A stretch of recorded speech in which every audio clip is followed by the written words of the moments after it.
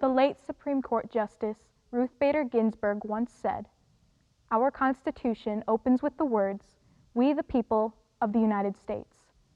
By limiting government, specifying rights, and empowering the people, the founders of the United States proclaimed that the heart of America would be its citizens, not its rulers." After the words, "We the people of the United States," the Constitution sets out the aspiration to form a more perfect union. At the start, it is true. The Union very much needed perfection. The original Constitution permitted slavery and very much limited who counted among we the people. But over the course of our history, those left out at the beginning came to be embraced as full citizens, including half the population, women. A French observer of early American history, Alexis de Tocqueville, wrote, "The greatness in America lies not in being more enlightened than other nations, but rather in her abilities to repair her faults. Though we have made huge progress, the work of perfection is scarcely done. Many stains remain. Yet we strive to realize the ideal, to become a more perfect union." Good morning. Welcome to the regional finals of the American Legion Oratory Contest here at LCW Legion Post 10, Wenatchee, Washington. This contest exists to develop a deeper appreciation for the U.S. Constitution among high school students and to help them pay for college. Here are the rules. Now, it's a two-part contest. In part one, contestants will deliver a prepared, timed oration that demonstrates his or her understanding of the Constitution and draws a personal connection between their own lives and this great document. Today's contestants are Becky Lee Dobbins from Lawrence, Kansas, who brings us The Constitution is a Patchwork Quilt, and Heidi Schreck from Wenatchee, Washington, Casting Spells, The Crucible of the Constitution. Heidi Schreck, please approach the podium.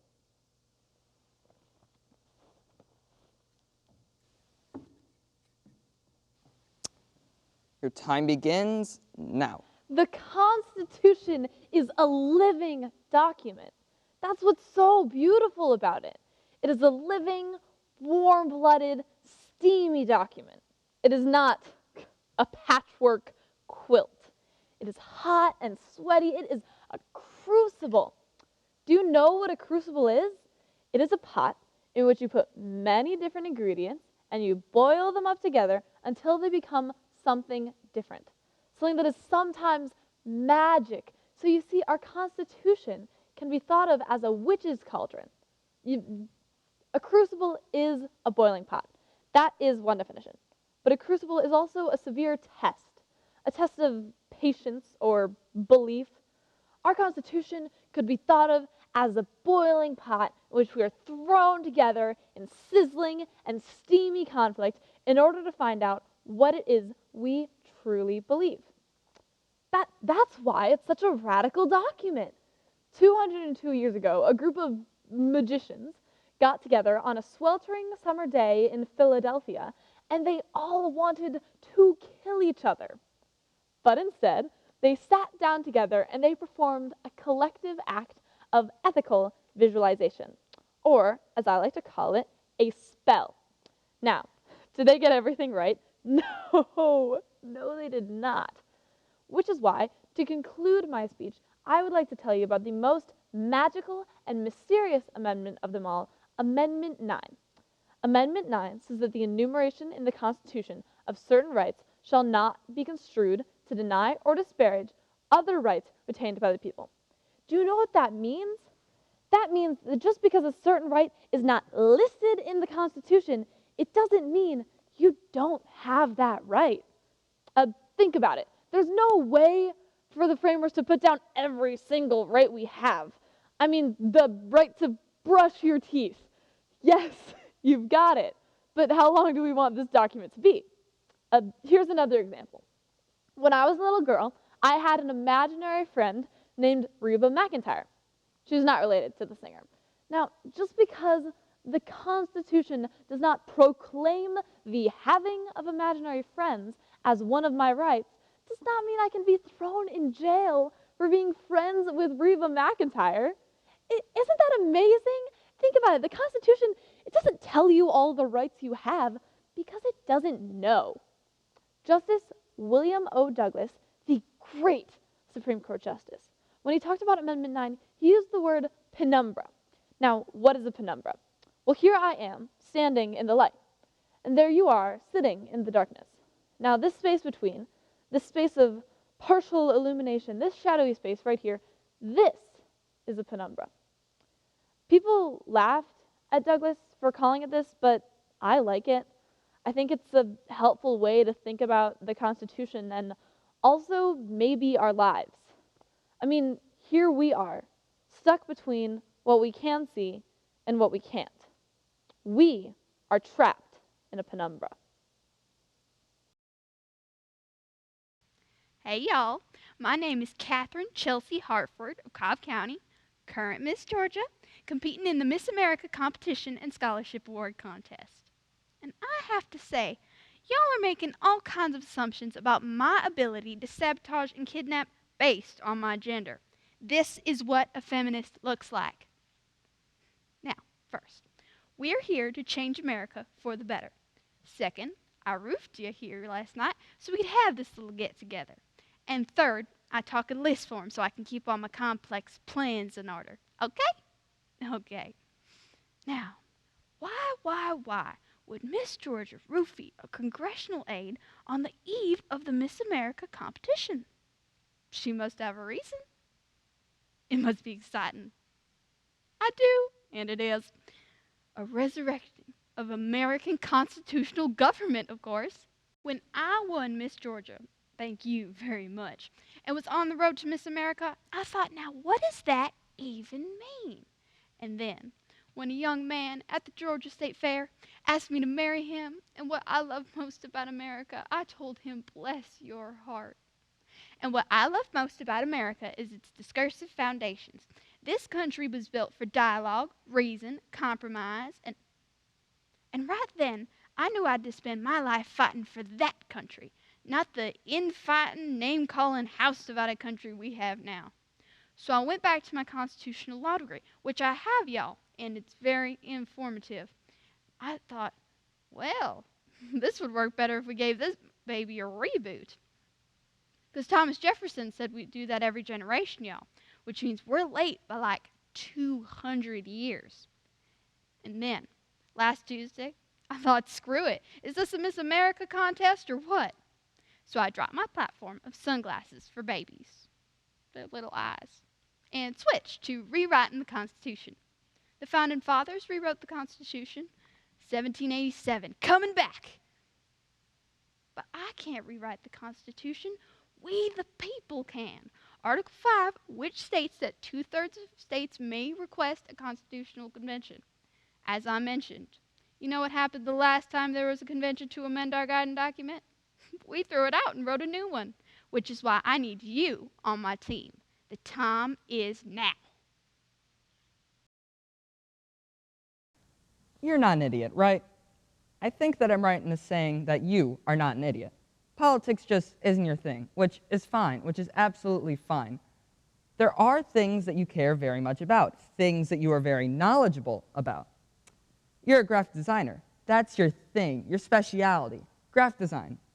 If I need posters, I'll come to you. Now, if I need a steak, a big juicy steak, I got this girl coming over for dinner, a theoretical girl, because in real life I'm happily married, but suppose I want to make this girl some steaks. Do I go to you? No, of course not. That's not your thing. Posters is your thing. I go to a butcher, and I don't go to a butcher that I don't know. I go to a butcher that I've met before, one that I have a relationship with. I better be looking good for the state too, right? I need a haircut. Do I go to you? No, of course not. That's not your thing. I go to a barber. That's his thing. A barber that I know, one that I've met before. Now you're getting the picture.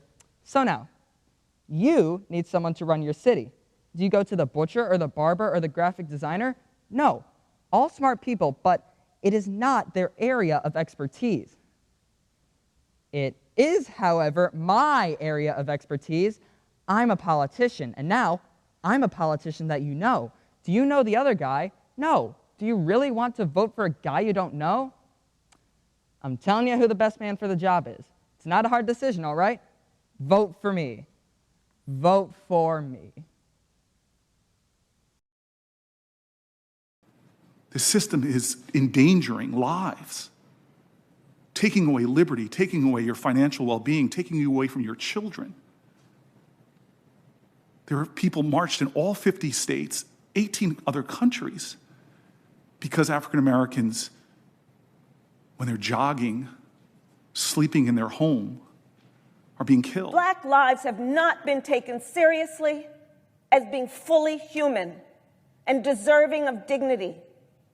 And it should not require a maiming or torture in order for us to recognize a lynching when we see it, and recognize it by federal law and call it what it is, which is that it is a crime. Ladies and gentlemen of the jury, Tom Robinson is innocent of this crime. I am going to prove that beyond any reasonable doubt, but you are going to find him guilty anyway. You know why? Because he's black, and you're white, and because justice is BS. Do you think we have a justice system here in the state of Alabama? There are people alive today that used to count for 2/3 of a person. Were those people missing their legs? No. They were black. They were whole people. Where's the justice when black families can't eat at the same restaurants as white families, when black kids have to attend their own schools, live in their own neighborhoods, or crap in their own public toilets? You think that's justice? Is justice going to be served here today? No. I don't see justice. All I see is racism. John Birch society, know-nothing racism. Hitler is coming to power in Germany. Mussolini is rising in Italy. Well, do you think America is any better than that? It is not. You say America is the best country in the world. Well, I'll tell you this. We are as fascist as anyone else. That's right, and I have the statistics to prove it, which I constantly rattle off during seemingly normal conversations. You say you want justice. Well, you can't handle justice. I can't believe Tom Robinson is dead. I can't believe that even after all the hard work Atticus put into this case, he died. Even after all the humiliation, pride, sorrow, and dedication Atticus felt during the trial, Tom still somehow died. Atticus says it's because he tried to escape from prison. If only his left arm were capable of working, then maybe he would have been able to survive. I thought Tom was going to be set free one day. I thought he was going to perhaps change Macomb County's traditional ways of thinking.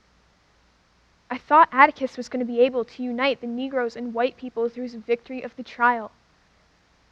I thought Tom had more faith in Atticus, but considering the circumstances, how could a black man feel secure in a court when it's a white man's word versus a black man's word? Atticus always says it's not time to worry yet, but now I think it is. Tom Robinson was a good man. He was innocent. In some ways, I think he is like the Mockingbird. He didn't do anything wrong. I guess he just wanted to fly away. However, these are the ways of human nature. I've got to keep my head held high.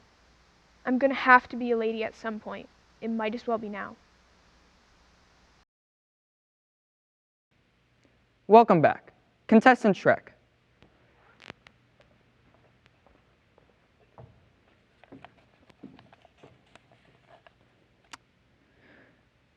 Clause 1.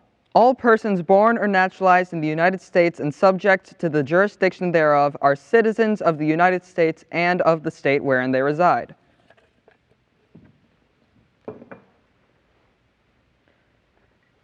Your time starts now. Clause 1 overturned the most disgusting Supreme Court decision in history. Dred Scott versus Sanford. Now, Dred Scott was a slave who sued for his freedom in 1857 after living with his wife and daughters as a free man in Illinois. Now, not only did the Supreme Court decide that he would have to go back to being a slave, they ruled in a 7-2 decision that no person of African ancestry could ever become a United States citizen. 4 members of this court owned slaves themselves. Although he lost, Dred Scott's brave action ignited the forces of abolition, leading Lincoln to sign the Emancipation Proclamation and then enshrined in law right here in the 14th Amendment the right of every person born on U.S. soil to become a United States citizen, except Native Americans. One interesting thing about this clause is it doesn't say anything about immigrants. This leaves it up to the whims of lawmakers to decide who is a good immigrant or a bad immigrant. So this meant that the United States government, in 1862, they decided that the Chinese immigrants were dangerous and stealing jobs. So they were allowed to pass the Chinese Exclusion Act, which made immigration illegal from China until 1943. On a deeply personal note, my great-great-grandmother Teresa was considered a good immigrant when she came to Washington State from vagabond Germany when my great-great-grandfather ordered her from a catalog.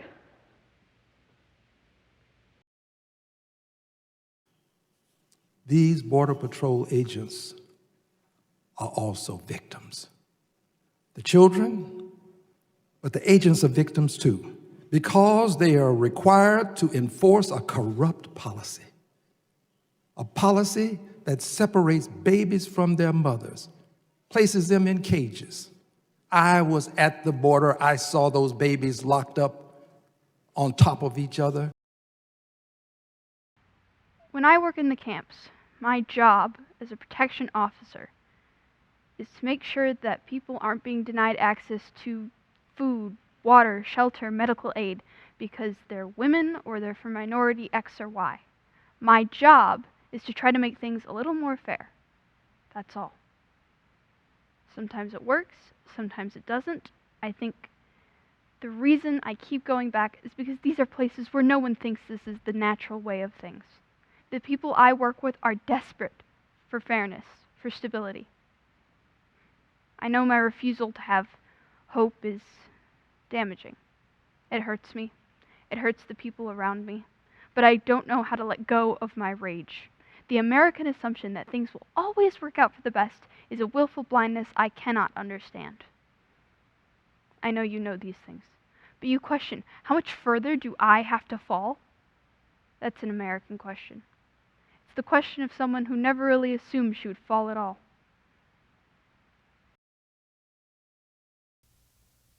I was at a party a couple nights ago, and some guy starts saying how Bush is as bad as Hitler. And then he starts saying how hilarious The Daily Show is. And I thought, if you were in Germany in the 1930s, would you watch a show where some guy made fun of Hitler? Little mustache jokes while throwing Jews in the oven? I mean, if you really think George Bush is evil, then how can you laugh at George Bush is dumb jokes? Jon Stewart has so much privilege. I think it's a small slice of the truth he's conveying, like when he makes fun of evangelicals. If you want the truth, you can't just speak to your own tiny group.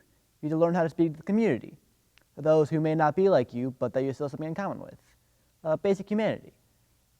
Even if they believe in God or believe in the war in Iraq. Go to, like, the Indiana State Fair. Those are the people you need to learn how to talk to. They're not going away. We can't just make fun of them.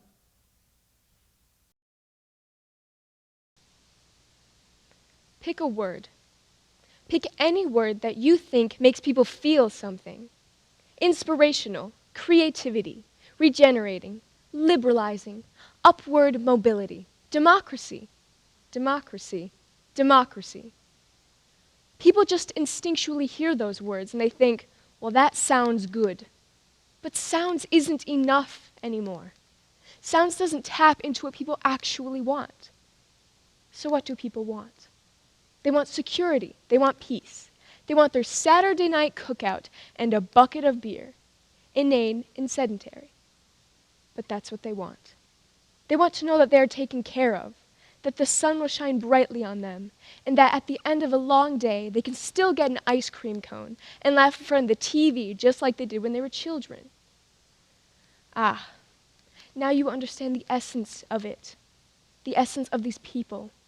All they want to be is little children again, to dive back into that burning nostalgia, that rosy sepia that forgave him the obligation to get up and do, to stand up and say, even sit down and think.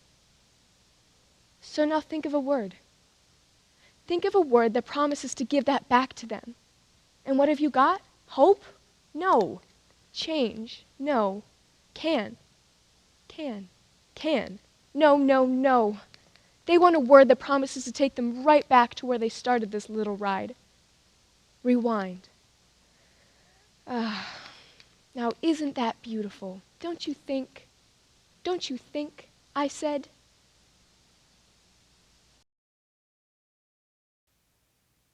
America changed. That's what we're told. On September 11th, everything changed. If you're not American, you can't understand.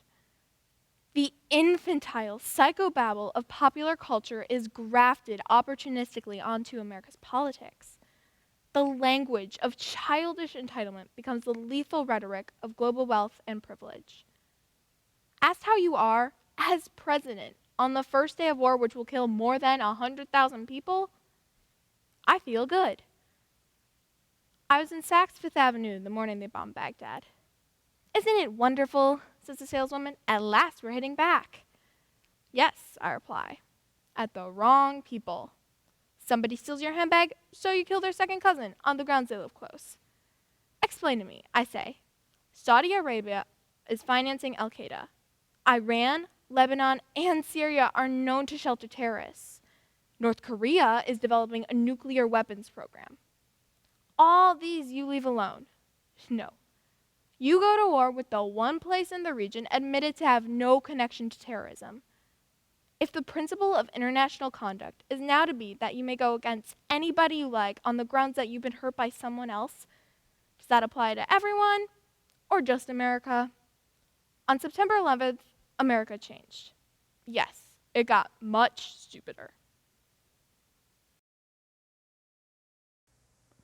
Welcome back to the regional finals of the American Legion Oratory Contest here at LCW Legion Post 10, Wenatchee, Washington. It is now time for part 2 of our contest. I will pick an amendment from this can. Contestants do not have time to prepare a speech. They will have to speak extemporaneously on this amendment. Can I have the next contestant up, please?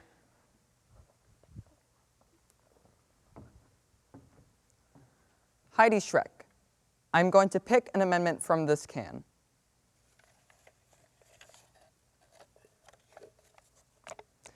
Amendment 14. Amendment 14 is big, folks.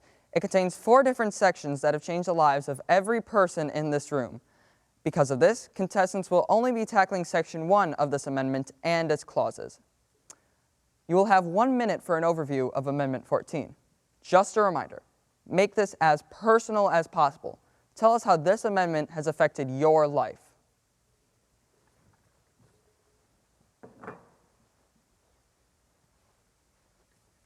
Your time starts now. Okay. So, Amendment 14 is like a giant, supercharged force field protecting all of your human rights. It came right after the 13th Amendment, which, as you know, abolished slavery, ending the most shameful chapter in our nation's history. Now, Lincoln knew, though, that just abolishing slavery would not be enough, so he got his friend, John Bingham, to help him write the 14th and 15th Amendments, the Reconstruction Amendments. Now, these amendments made the newly freed slaves citizens, gave them equal protection under the law, and protected their right to vote. Now, this amendment, Amendment 14, was a huge force in the civil rights movement. It facilitated the desegregation of schools, buses, hospitals, although that would take over 100 years, and let's be clear, someone had to activate the force field. It took the heroic work of civil rights leaders like Dorothy Height, Bayard Rustin, Martin Luther King Jr. to rouse the great powers of Amendment 14. And I do want to note that Amendment 14 gave equal rights only to men. Black women were not given these rights. No women were given these rights. The question of Native American rights never even came up. Even Lincoln was trapped in a penumbra on that one. This is the first time that the word male is explicitly written in the Constitution. So whereas before there was little room for interpretation as to whether or not women could vote. Now it was explicit. We could not vote. Lincoln asked us to wait just a tiny bit longer to get the vote, just like 54 years longer. Voting is outlined in Section 2 of Amendment 14. Please stick to Section 1. Right. Sorry. Wonderful.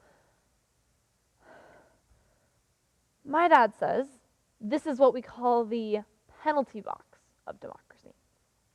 Sometimes you have to wait for things. Sometimes it's better to fix one bad thing than to try and fix two bad things and fail. As the Congresswoman stated, we are not on the House floor today because of just one callous incident. Unfortunately, what brings us to this moment are the structural and cultural conditions, and yes, the very men that have normalized the marginalization of women, and specifically women of color, since this nation's very inception. Madam Speaker, patriarchy, it is a tool of oppression that's very much at home in the halls of this powerful institution. Not unlike the hostile working environments and harassment experienced by countless women across the nation who dare to speak truth to power. Today, we rise for every woman that has dealt with these dynamics as a conflated part of their walk in life. Are you really, after all this time, going to stand in the way of me getting a divorce? I would do it myself, but I know you know that you and I, a man and a woman, in the eyes of the law, do not have equal rights to a divorce. So I need your help here. I can't do it by myself. It costs you nothing to do it. I see that you see me as some kind of monster, but you're not totally clear here either. You've changed what really happened in your mind. You make yourself into the victim, the blameless, the right, the better one of the two. That's you. That's how you are. You have to be right and superior. This thing you do, this thing that men do, of standing in front of women and looking down at them, telling them how the world works, educating them, us, me, about how things should be, as if you were some kind of expert.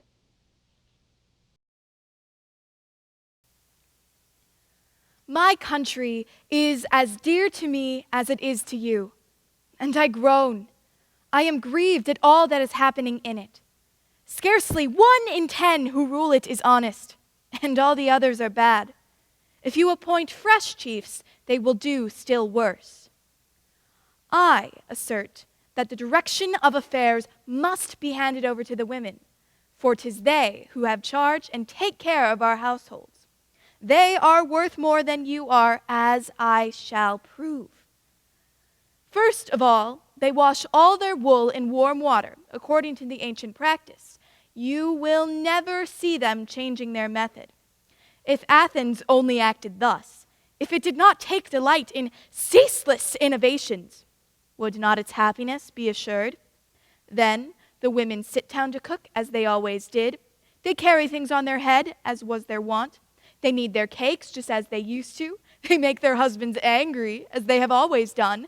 They buy dainties as they always did. They love unmixed wine as well as ever. They delight in being loved just as much as they always did. Let us therefore hand Athens over to them without endless discussions, without bothering ourselves about what they will do. Let us simply hand them over the power, remembering that they are mothers and will therefore spare the blood of our soldiers. Besides, who will know better than a mother how to forward provisions to the front? Woman is adept at getting money for herself and will not easily let herself be deceived. She understands deceit too well herself. I omit 1,000 other advantages. Take my advice, and you will live in perfect happiness.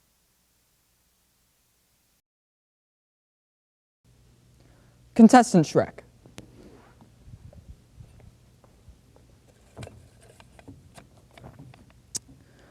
Clause 3. No state shall deprive any person of life, liberty, or property without due process of law.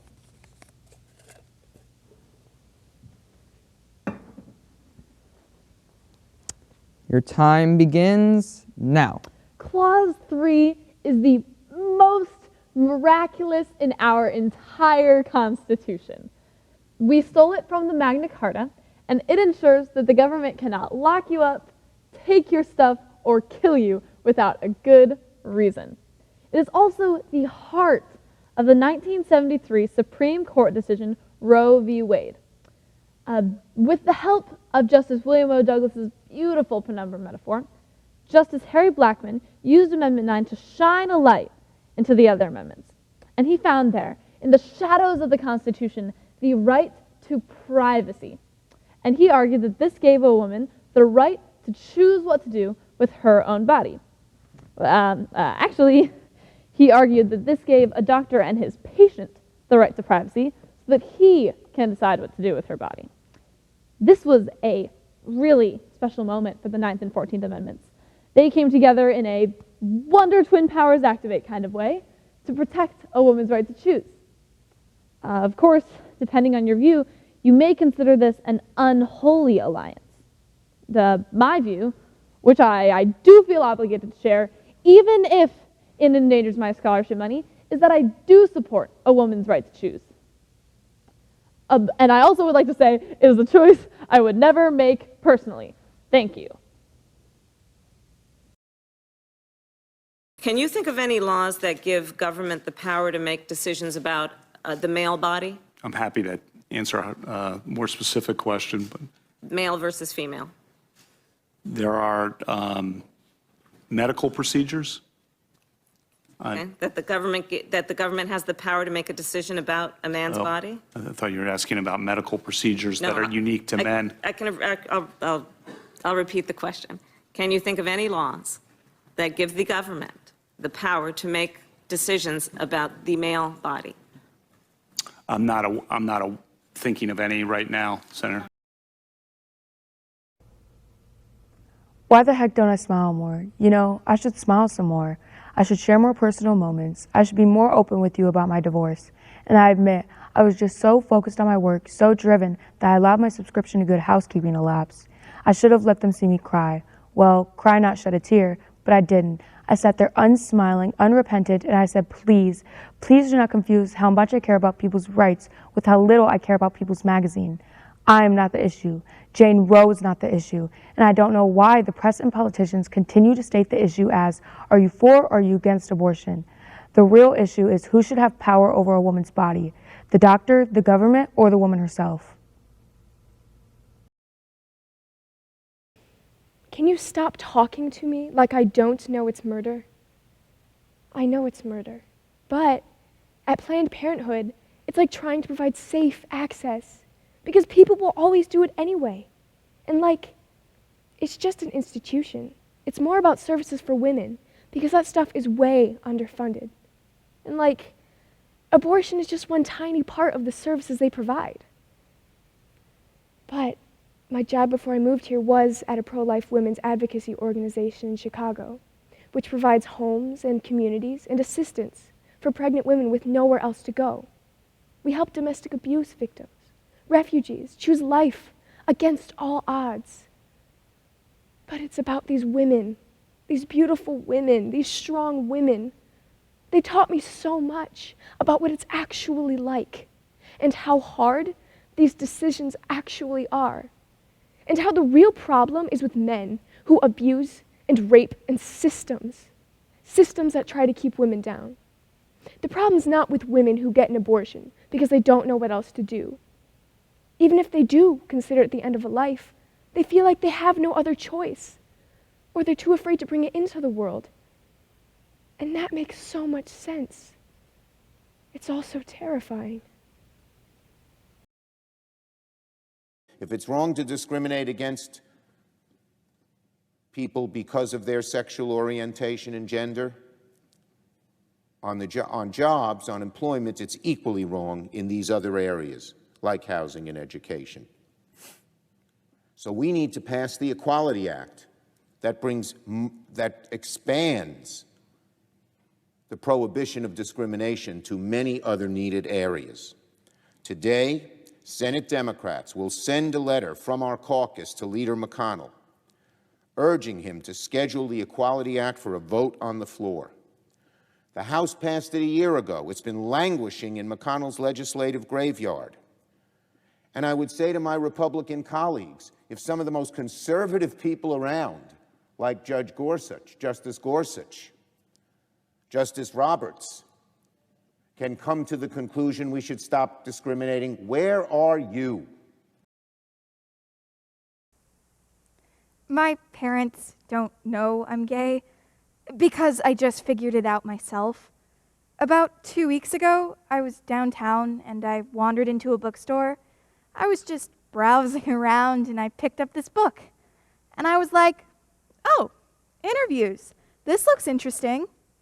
And then I was like, these people are all gay.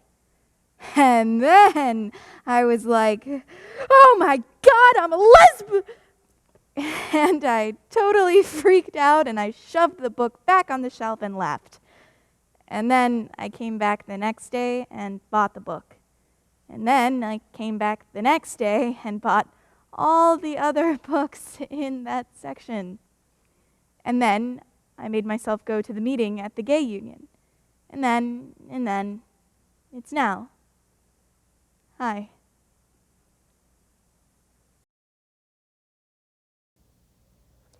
Nationwide, tens of thousands of voters are being systematically disenfranchised. As a rule, in poor and minority areas, thousands of people cast ballots that are never counted. What has been laid bare in these past few weeks is that we don't know who's actually been elected anywhere, and we don't seem to care. This is true on the left as on the right.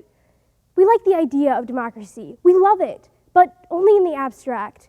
None of us are interested in anything as boring and unsexy as the realistic maintenance of it. George Bush becoming president would be scary. But do you know what's really scary? What's really scary are the Republicans are questioning the legitimacy of the system. James Baker is dismissing the Florida Supreme Court as an illegitimate body because they called the statewide recount and he doesn't like it. And that's totally frightening. Do you understand this? Because I'm telling you, the only thing that makes us different from Bosnia or Rwanda or Nazi Germany is that we agree to operate within the rules of a system. But once we jump that rail, we are in serious trouble. Circumstances here right now are very precarious. And unless you believe Americans have some inherent biological advantage or that by virtue of being American we're inherently good, then I don't know why you would assume things can't spiral out of control. There's a ruthless dismantling of the system happening here. They don't want to recount the votes. They don't want to pretend to respect the established channels of democracy. But once we decide there are no rules, go ahead and look at the map of red states and blue states. I'm telling you, you go ahead and scoff. But it's the queer people that are going to be pushed into the ocean first. Maybe it's not helpful to think about the Constitution as a boiling pot in which we're all battling it out, in which we go in front of a court of 9 people to negotiate our basic human rights, which is what we have been doing for 230 years. Because if this is a battle or even a negotiation, then the people who have always been in power in this country, men and white people, will continue dominating and oppressing. But maybe we can think of the Constitution as a Constitution that is obligated to actively look out for all of us. So many countries have these constitutions, modern, positive rights constitutions. 179 countries have explicit gender protections written into them. Ours is not one of them. Our Constitution is really, really old. Of course, the problem with an all-new positive rights Constitution is we still have to trust the people in charge. We still have to trust the people interpreting that document. My mom says, when you're consumed, when you're paralyzed with rage and despair, you have to imagine a woman walking along the beach with a dog. If you watch the dog, you'll notice it is constantly moving back and forth and back and forth and back and forth, and it seems like progress is constantly being undone. But if you watch the woman, you can see that she is steadily moving forward and forward and forward. I hope.